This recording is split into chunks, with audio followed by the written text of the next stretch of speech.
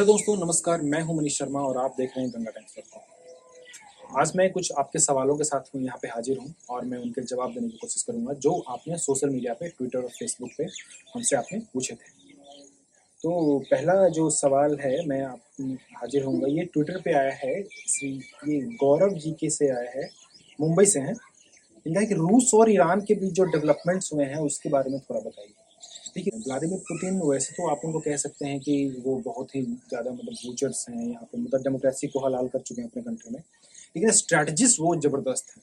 Iran को उन्होंने जो वेपन दिए हैं, वेपन नहीं दिए, एक्चुअली सैटेलाइट दिए हैं। जो कि दूर से अपने देख सकता है कि हमारा दुश्मन कहाँ पे है। तो वो सैटेलाइट प्रोवाइड किया उन्होंने ईरान को। ये अब स्ट्रैटेजिक ये मास्टरपीस है। ठीक है, ये बहुत ही ज़्यादा जियो पॉलिटिक्स की बात करें तो इसमें गेम चेंजर है। क्यों गेम चेंजर है? होता क्या है कि इससे ईरान को अगर उन्होंने दिया है तो यूएस और इसराइल दोनों इससे इम्पैक्ट होगा। आप सोच रहे होंगे कि ईरान का बॉर्डर तो लगता ही नहीं है इसराइल के साथ, इसराइल को क्या क्या वो पहुंचाएगा दिक्कत। लेकिन प्रॉब्लम है कि ईरान एक कंट्री नहीं है, उसके बहुत सारे प्रॉक्सीज हैं। हिजबुल्लाह उसके प्रॉक्सीज हैं।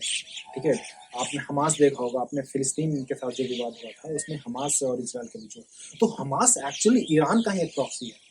ईरान ही उसको वेपन प्रोवाइड करता है। तो आप ये सोच के देखिए कि ईरान एक पावर तो है, अपने रीजन में एक बड़ा पावर है। वो अगर इन छोटे छोटे प्रॉक्सीज को ये बताएगा कि इसराइल की जो आर्मी है वहाँ पे सोल्जर से कहाँ पर डिप्लॉयड होंगे, तो ये बढ़त मिल जाएगा उनको। हिजबुल्लाह को बढ़त मिल जाएगा, हमास को बढ़त मिलेगा, इसराइल को बढ़त मिलेगा। और आपको ये पता है कि जब इसराइल संकट में होगा तो अमेरिका संकट में होगा। और ये प्लान, ये जो चाल चली है ना व्लादिमीर पुतिन ने, ये बहुत बहुत बड़ा मायने रखता है। तो मेरा तो यही है कि इससे इसराइल और यूएस को सरदर्द पहुंचने वाला है। भारत पे अभी असर नहीं पड़ेगा। अगर आपको लग रहा हो कि भारत पे इसके क्या असर पड़ेंगे, भारत पे असर बहुत कम पड़ने वाला है। हाँ, अगर वही रसिया जो है, ये वेपन्स जो सैटेलाइट्स हैं, ये अगर पाकिस्तान को देने लगे, श्रीलंका को देने लगे, बांग्लादेश को देने लगे, तब टेंशन की बात है। क्योंकि हमारे पड़ोसी हैं, वो आसानी से फिर ट्रैक कर लेंगे कि भारत के सोल्जर्स कहाँ पे डिप्लॉय हैं। लेकिन जब तक इन लोगों को वो नहीं देता है सैटेलाइट, तब तक हमें कोई दिक्कत नहीं। दूसरा सवाल आया है श्रुति से। श्रुति ने दूसरा सवाल भेजा है कि जयपुर की रहने वाली है। क्वाड और ब्रिक्स को भारत को कैसे मैनेज करना चाहिए? ये बहुत ही बढ़िया सवाल है। देखिए, भारत का ना ये धर्म संकट बन चुका है। 21वीं सदी के दूसरे दशक में भारत का ये धर्म संकट है कि क्वाड्रिलेटरल जो इनिशिएटिव है, जिसमें भारत, ऑस्ट्रेलिया, अमेरिका और जापान, 4 देश हैं, इसको कैसे मैनेज करेगा। क्योंकि ये माना जा रहा है कि एंटी चाइना है। वैसे भारत ने या फिर क्वाड के किसी मेंबर ने कहा नहीं है कि ये चाइना को काउंटर करने के लिए है। लेकिन ऐसा स्ट्रेटजिस्ट जो होते हैं, जो जियो पॉलिटिक्स के स्ट्रेटजिस्ट हैं, वो मानते हैं कि इसको चाइना को काउंटर करना है इस रीजन में।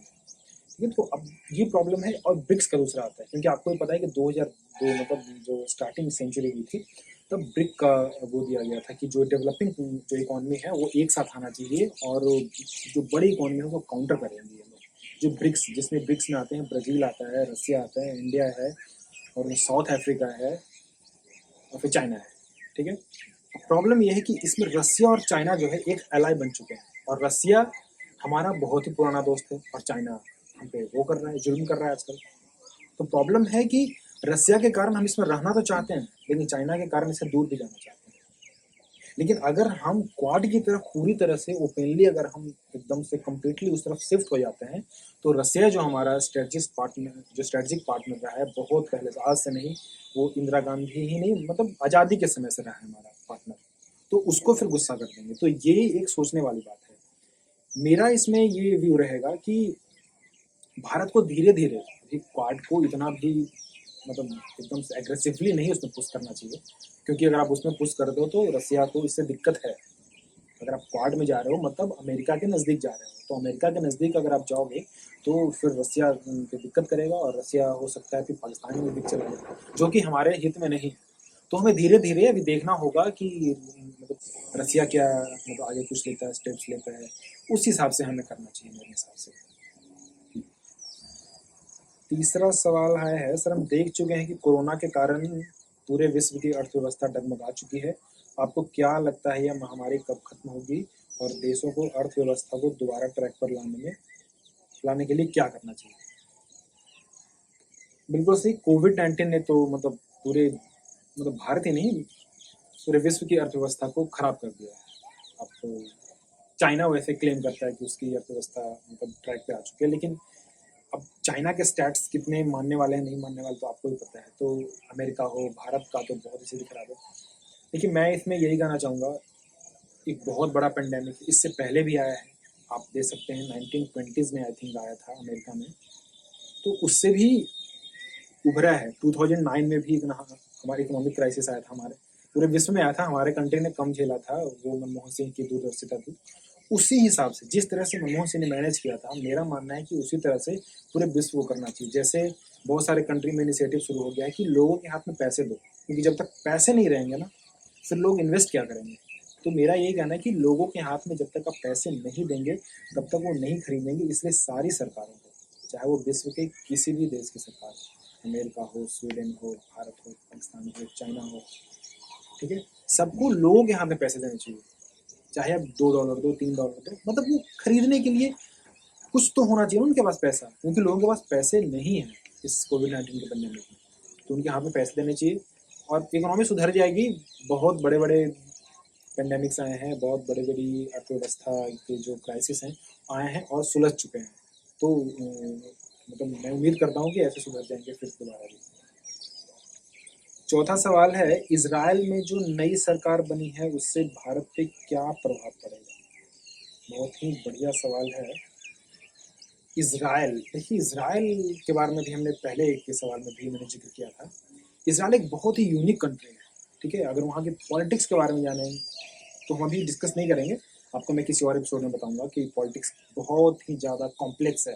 अगर आपको लगता है कि इंडिया की पॉलिटिक्स कॉम्प्लेक्स है, तो आप इसराइल की देखिए। इंडिया में मुझे पता है बहुत सारे पार्टीज हैं, बहुत सारे स्टेट्स हैं, अलग अलग रीजन्स के भी पॉलिटिक्स होते हैं, लेकिन इसराइल की पॉलिटिक्स गजब की कॉम्प्लेक्स है। मैं इस सवाल थोड़ा मैं इस बात से हट जा रहा हूँ, मैं मुद्दे पे आ रहा हूँ।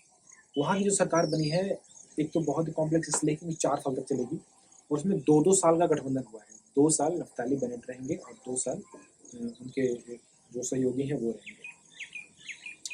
इसमें ये आप समझिए कि जो अभी जो प्रधानमंत्री गए हैं, ठीक है, तो वो उससे भी ज़्यादा राइट विंग है।